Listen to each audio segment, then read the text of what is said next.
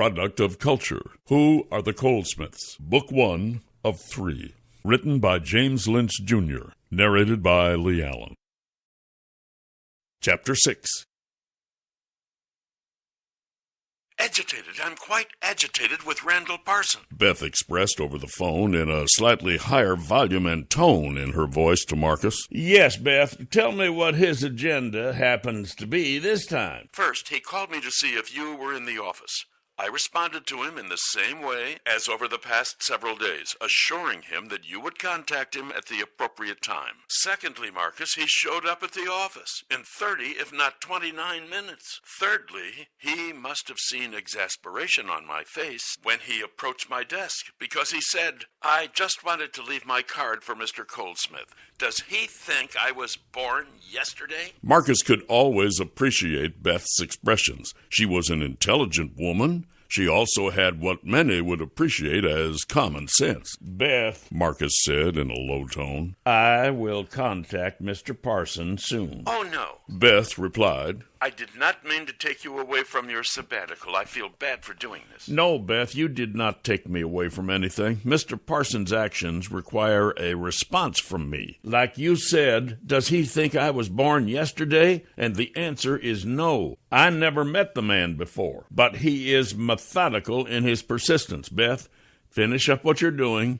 Be sure to lock up the files and take the rest of the day off. Tomorrow you start fresh, and I give you this guarantee. Mr. Parson will not be contacting you again. Thank you, Marcus. I don't think I will argue with you there. Not today, anyway. Beth said, laughing. Let me know if you need anything. I will, and thank you. Marcus could barely say goodbye before he ended the call and quickly looked up Mr. Parson's number. He looked in the mirror on the wall of the study room in his apartment and saw the tenseness in his forehead. He closed his eyes and started to count. 10, 9, 8, 7, 6, 5, 4, 3, 2, and 1. As he exhaled out the 1, he looked back at the mirror. The stress lines in his forehead had disappeared. He programmed his phone with Mr. Parson's number. Then he pressed voice command on his phone. Marcus said in a monotone, Call Mr. Parson. The phone rang twice. Mr. Parson's office, may I help you? This is Marcus Colesmith. I'm returning Mr. Parson's call. One moment, please. The secretary replied. Marcus was distinguishing whether it was Mrs. Sally's voice or not. It sounded like she had a cold or allergies. Next, he wondered if the mail had arrived. Then he noticed that at least a minute had passed by. Marcus rubbed his forehead with his right hand. At least 30 more seconds passed by when Mr. Parson turned on what Marcus recognized as a speakerphone. Marcus, sorry about the wait. Thanks for returning my call. Marcus was sure Mr. Parson was smiling in his greeting. However, he did not care for such a presumptuous and unwelcome familiar greeting. This individual does not know me, Marcus thought as he looked in the mirror and saw his forehead tense up. He paused and spoke. Mr. Randall Parson, I've been informed you needed me to contact you. Marcus, please call me Randall. Why be so formal? Thank you, sir, but since this is our first time ever talking, I just want to give the respect due to you. So please just let me know what the reason for the call is. Okay. Mr. Parson replied. How would you like to go to lunch or dinner? No, thank you. My time is limited. Would you just express what you need? And this way you will not have to keep calling my assistant Beth from this point forward. Okay, I'm looking into certain complaints about you and would like to talk with you in person and off the record to get your side of the story. Could you make time for such a meeting, buddy? Marcus knew Mr. Parson was making the statement with a smile on his face again. At this time, Marcus paused. It will not be necessary. Okay. How do you propose we handle certain matters? Mr. Parson's tone changed to a patronizing tone. Hey, buddy, I just want to help you here. The meeting with the chamber is next week. Can you at least verify you'll be there next Monday? By this time, Marcus' desire was to get off the cell phone with him. Yes, I'll be there. At what time again? Mr. Parson switched to an authoritarian tone. Note, you are are agreeing to meet with the chamber this Monday at 9 a.m. Am I correct? Yes, this is correct, Marcus responded. As soon as the answer was given to Mr. Parson, he quickly concluded his conversation with Marcus. Thank you for verifying you'll be there. There's nothing further on my end. Is there anything you'd like to relate? No, sir. Just for you not to harass my assistant any longer. Quid pro quo, buddy. Mr. Parson responded back with the Latin phrase meaning something for something. You have given me what was needed. There's no longer a reason for me to contact Beth for now. Is there anything else? No, Marcus said, holding back a few choice words he would have liked to express. Okay, we will see you next Monday. Thank you. Mr. Parson ended the call. Such a phone call initiated Marcus' analysis of how he was feeling at the moment. The fox walked into the chicken coop, and it was the rooster that opened the gate for him. Marcus said out loud. Come on, Marcus, you know better than this. Marcus turned to his laptop at 12:30 p.m. and typed an email letter to John. In the letter, he went into details of the day events surrounding Mr. Parson. He elaborated on Beth's agitation and the feelings of uncertainty he was now experiencing. After relating such events, Marcus asked a clear question at the end of the letter. Who is this man? Marcus' experience with John over the years has helped him to appreciate and recognize John as an owl in this business.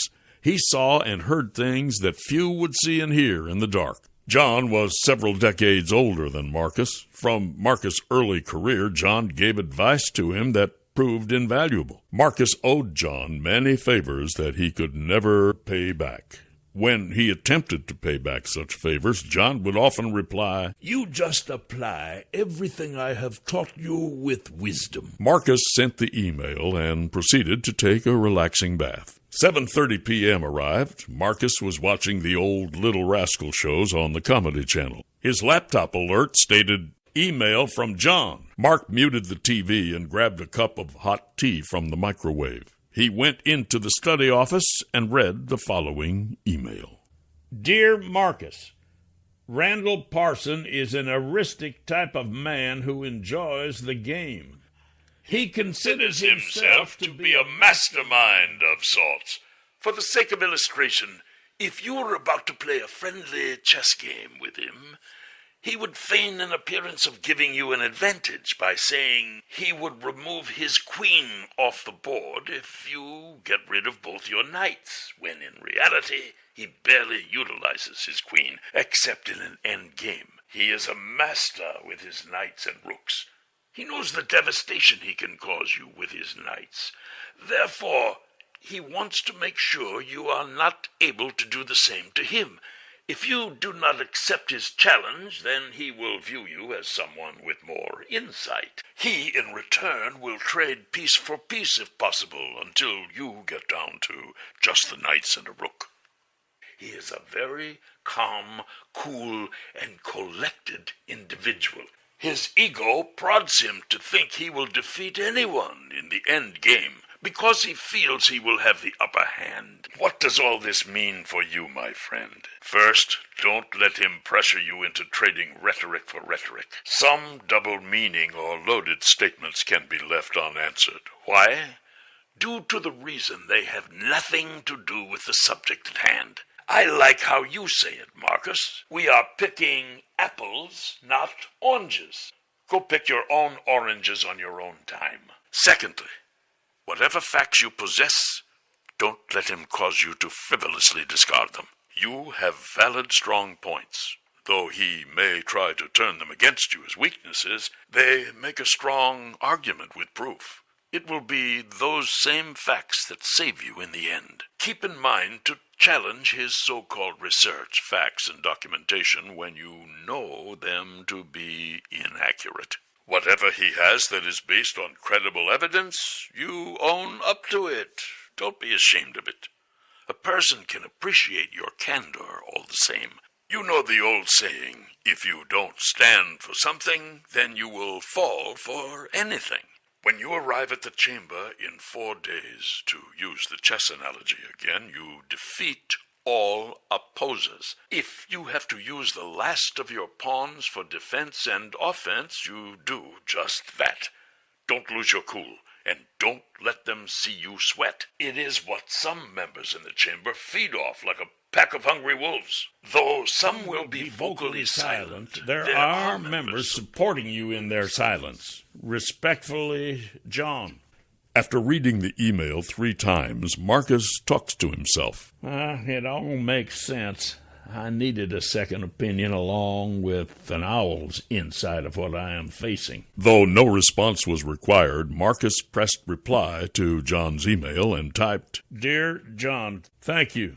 Marcus. After pressing send, Marcus found himself in a meditative, calm mode. But he was tired all the same. I have 5 days to get things in order. He laid his head on his pillow at 8 p.m. 5 days to engage in mental combat with someone who loves the contest just as much as the end results. How would others fare in such a situation? Oh, fathers. Marcus fell into deep sleep.